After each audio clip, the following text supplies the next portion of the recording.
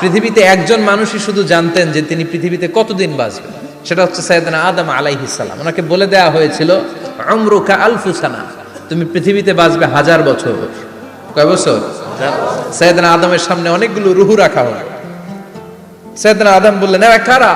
আল্লাহ বললেন, এরা হচ্ছে নাসালুক, তোমার বংশধর, পৃথিবীতে তোমার পর এরা পৃথিবীতে আসবে।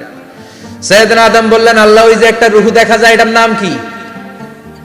আল্লাহ বললেন, হাদা ইবনুকা দাউদ, এটা তোমার ছেলে দাউদ, সে দুনিয়াতে নবী হয়ে আসবে, তার ছেলে সুলাইমান নবী হয়ে আসবে।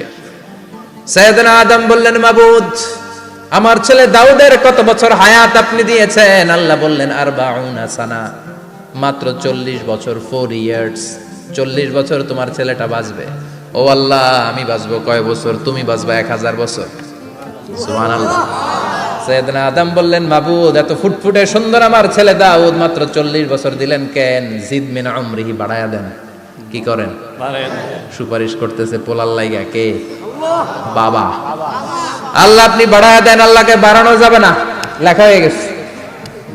রুফিআতিল আকলাম ওয়া জাফফাতিস সুহুফ, কলম তুলে নেওয়া হয়েছে আর কালি শুকায় গেছে, আর কিছু করা যাবে? সাইয়েদনা আদম বললেন, মাবুদ, আমার 1000 বছর কেন দিলেন? আমার এই সুন্দর ফুটফুটে ছেলেটারে মাত্র শুধুমাত্র 40 বছর কেন দিলেন? ও মাবুদ, আমার 1000 বছরের দরকার নাই, আমার 1000 বছর থেকে 60 বছর আমি আমার ছেলেরে দিয়ে দিলাম। দাউদ আলাইহিস সালাম বাঁচবে 40 বছর, তো বাপ আদম যদি আরো 60 দেয়, 40 আর 60 মিলে কত হয়? 100। ভালো হিসাব বোঝে, 100। আর আদম আলাইহিস সালাম পেয়েছিলেন 1000 বছর, 60 কমে গেলে রইল কত? 940 বছর পৃথিবীতে থাকার পরে মালাকুল মাউত চলে এসেছে। কারণ এটা on time, the death will come on time, it never late, কখনো দেরি হয় না। আল্লাহ বললেন, লিকুল্লি উম্মাতিন আজালুন ফাইযা জাআ আজালুহুম লা ইস্তাখিরুনা সাআতান ওয়া লা ইস্তাকদিমুন।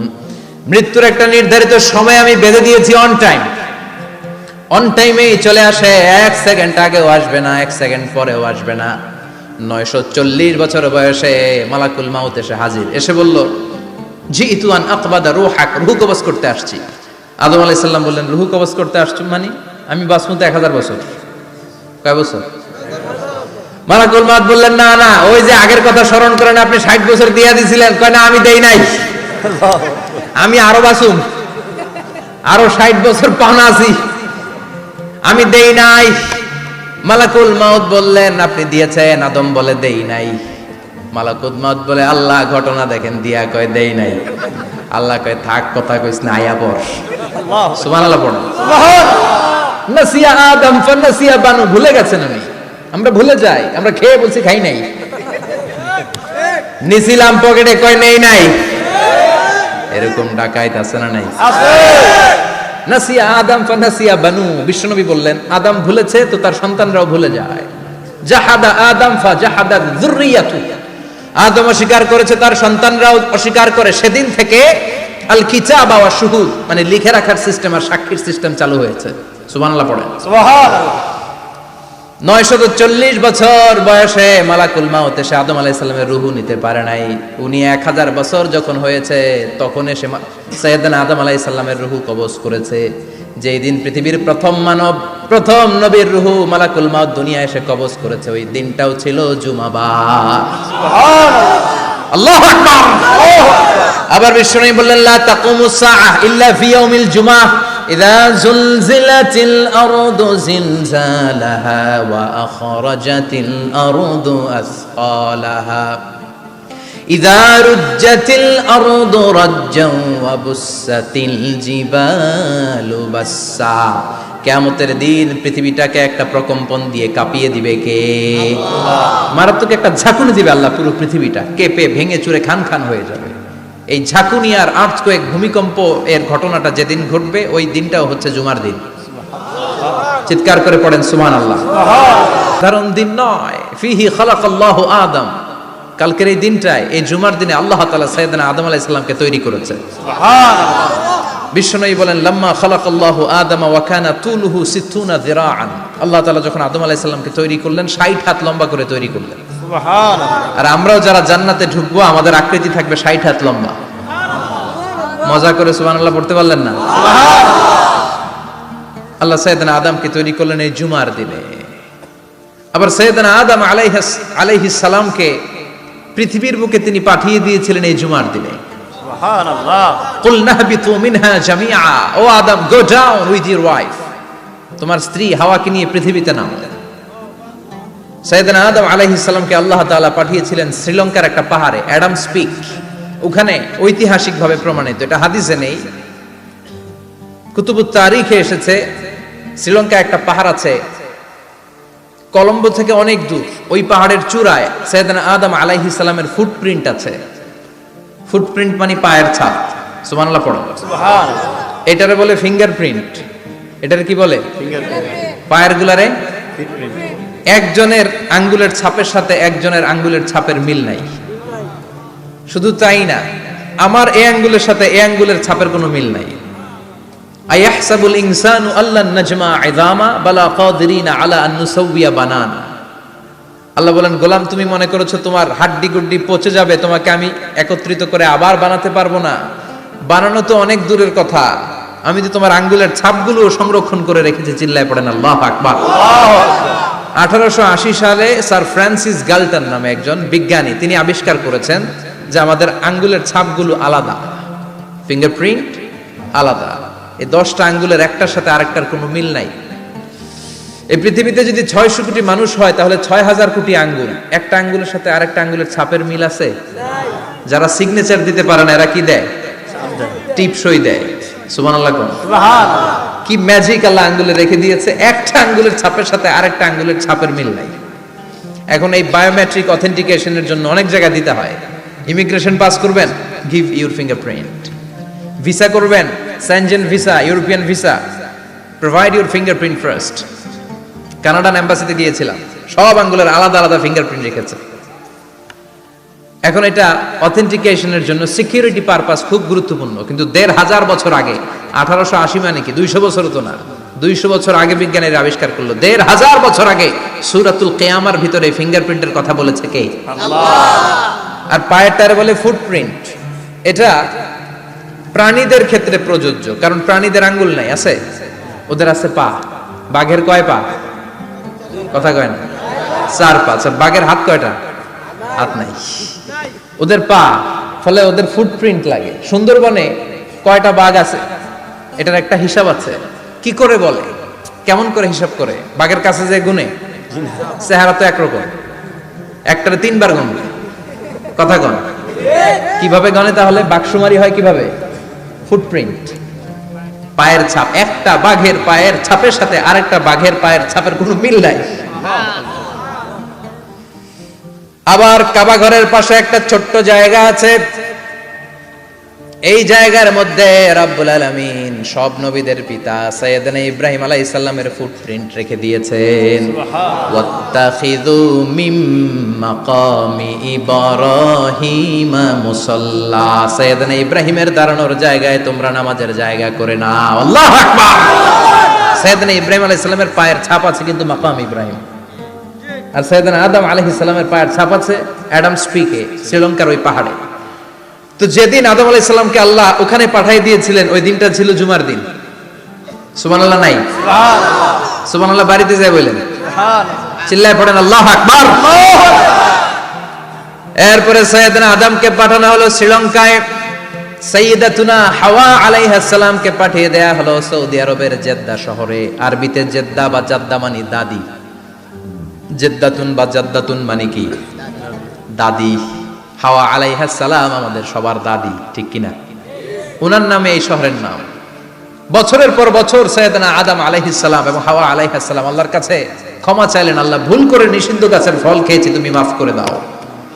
আল্লাহ বললেন, আদম কয়েকটা কালিমা শিখিয়ে দেব, এই কালিমাগুলোর পরে আমার কাছে দোয়া করো, আমি কবুল করে নিব। আল্লাহু আকবার। আল্লাহু আকবার।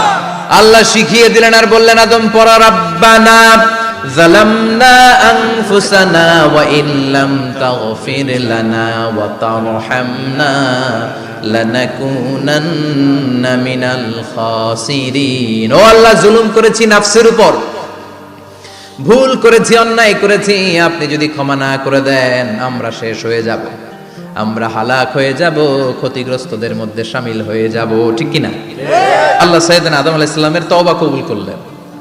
ওনার কাজ হচ্ছে তওবা কবুল করা, আমাদের কাজ গুনাহ করা, শয়তানের কাজ ওয়াসওয়াসা দেওয়া, আল্লাহর কাজ খালি মাফ করা। সুবহানাল্লাহ পড়বেন না? তার মানে আদম সৃষ্টি হলো জুমার দিনে, দুনিয়ায় নামিয়ে দেয়া হলো জুমার দিনে, তওবা কবুল করে নেওয়া হলো জুমার দিনে, রূহ কবজ করা হলো জুমার দিনে, আবার কিয়ামত সংগঠিত হবে জুমার দিনে। পড়েন সুবহানাল্লাহ। আবার বিশ্বনবী বললেন, আর রমাদান ইলা রমাদান, এক রমজান থেকে আরেক রমজানের মাঝখানে যত গুনাহ হয় মাফ করে কে? আল্লাহ। তারপরে বিশ্বনবী বললেন, আল উমরাতু ইলাল উমরাহ, কেউ যদি একবার উমরা করে পরে আবার করলে দুই উমরার মাঝখানে গুনাহগুলো মাফ করে দেয় কে? আল্লাহ। আবার বিশ্বনবী বললেন, আল জুমআতু ইলাল জুমআ কাফফারাতুন লিমা বাইনাহুমা, এক জুমার পর থেকে সামনের জুমা আসা পর্যন্ত যে সগীরা গুনাহগুলো হয় সবগুলো সগীরা গুনাহ মাফ করে দেয় কে? রজব শাবানে বরকতে দাও, রমজান মাসে গুনাহ ঝড়াও, সপ্তাহ জুড়ে তুমি বরকতে দাও, জুমার দিনেতে গুনাহ ঝড়াও, রজব শাবানে বরকতে দাও, রমজান মাসে গুনাহ ঝড়াও। ঠিক কি না? তার মানে জুমার দিন গুনাহ মাফের দিন। সারা সপ্তাহে ভুল ত্রুটি অন্যায় যা করলাম জুমার নামাজের বদৌলতে সব গুনাহ মাফ করে দেয় কে? আল্লাহ। এই দামি দিনটাকে আল্লাহ ইহুদিদের দিতে চেয়েছিলেন, পায় নাই। আলহামদুলিল্লাহ কবেন না? আলহামদুলিল্লাহ। ইখতিলাফু, তারা ইখতিলাফ করে হারাইছে এটা। এই দামি দিনটা রব্বুল আলামিন নাসারাদেরকে দিতে চেয়েছিলেন, ফাখতালাফু, ওরাও ইখতিলাফ করে হারাইছে। এজন্য ইখতিলাফ ভালো জিনিস না খারাপ জিনিস? মারামারি ভালো জিনিস না খারাপ জিনিস? আর ঐক্য করা ভালো জিনিস না খারাপ জিনিস? ঐক্য করতে রাজি আছেন? ইহুদিদেরকে আল্লাহ দিতে চাইলেন, ইখতিলাফ করে হারাইছে, নাসারারাও হারাইছে। ফাজা আল্লাহু বিনা ফাহাদানা বিহাদাদ দ্বীন, রব্বুল আলামিন এই দিনটা আমাদেরকে দিলেন, আমরা ইখতিলাফ করি নাই, বিশ্বনবীর হাতে হাত রেখে ঐক্য করে ঘোষণা দিয়েছি জুমার দিন আমাদের সাপ্তাহিক দিন। সুবহানাল্লাহ। বিশ্বনবী বলেন, ফাগাদান লিল ইয়াহুদ, সাপ্তাহিক আনন্দের দিন ইহুদিদের জন্য হচ্ছে শনিবার, ইয়ামুস সাbt, ও বা'দা গাদ লিন নাসারা, আর খ্রিস্টানদের জন্য হচ্ছে রবিবার, আর আমাদের জন্য হচ্ছে শুক্রবার। চিল্লায় পড়েন আল্লাহু আকবার। তার মানে জুমার দিন, জুমাবারের মর্যাদা বেশি না কম? চিল্লায় বলেন বেশি না কম? জুমার দিন সকালবেলা ফজরের নামাজের পর থেকে ফেরেশতারা যতগুলো মসজিদে জুমা অনুষ্ঠিত হয় ওই মসজিদে ঢোকার প্রতিটা দরজার মধ্যে দাঁড়িয়ে থাকে। কারা কারা আগে আগে জুমার নামাজ পড়ার জন্য মসজিদে যায়, প্রত্যেকের নামগুলো একটা জান্নাতের রেজিস্ট্রি খাতার মধ্যে তুলে নেয়। সুবহানাল্লাহ। এই নামগুলো স্পেশালি আল্লাহর কাছে পাঠানোর জন্য। সুবহানাল্লাহ কইবেন না? সুবহানাল্লাহ। ডানে বায়ে সামনে পেছনে যতগুলো দরজা, প্রতিটা দরজায় ফেরেশতারা বসে থাকে। কে আগে আসলো নাম তুলে দেয়। তুলতে তুলতে তুলতে তুলতে খতিব সাহেব যখন খুতবা দেওয়ার জন্য মিম্বারে যেয়ে বসে যায়, ফেরেশতারা তাদের খাতা বন্ধ করে তারাও খতিব সাহেবের সামনে জুমার খুতবা শোনার জন্য বসে যায়। পড়েন সুবহানাল্লাহ। প্রথম জুমার দিন জুমার মসজিদে যে ঢুকবে, বিশ্বনবী বললেন, আল্লাহর রাস্তায় একটা উট কুরবানি দিলে যেই সওয়াব, এই সওয়াব আল্লাহ আমলনামায় দিয়ে দেয়। সুবহানাল্লাহ। দ্বিতীয় পর্যায়ে যে ঢুকে, বিশ্বনবী বললেন বাকারা, গরু কুরবানির সওয়াব পায়। তিন নম্বরে যে ঢুকবে, বিশ্বনবী বললেন কাবশা, হাদিসের ভাষায় এসেছে আল কাবাস, কাবাস মানে হলো বকরি, বকরি কুরবানির সওয়াব। চার নম্বরে যে ঢুকবে তার হচ্ছে দাজাজা, দাজাজা মানে মুরগি। পাঁচ নম্বরে যে ঢুকবে, বিশ্বনবী বললেন বাইদা, নোয়াখালীরা কয় বয়দা, আমরা কই আন্ডা, কুমিল্লায় কই ডিম। আছে না নাই? আছে। এক দেশের কত ভাষা, এক দেশের গালি আরেক দেশের বুলি। আমরা বলি ছেলে, কুষ্টিয়ায় বলে পুত্র, আরেক জায়গায় গেলে বলে হুত, আরেক জায়গায় গেলে বলে ফোয়া। আছে না নাই? আছে। এক এলাকায় বলে বেটা ছেলে, ছেলেদেরকে বেটা ছেলে, মরদ ফোয়া, মরদ ফোয়া হদ্দে না, মরদ ফোয়া হদ্দে। আহা, কি ভাষার বৈশিষ্ট্য। তো যেটারে আমরা বলি ডিম, কথা বলে আন্ডা, কথা বলে বয়দা। তো এই বয়দা আল্লাহর রাস্তায় দান করে দিলে যেই সওয়াব, পঞ্চম ব্যক্তি ওই সওয়াব পাবে।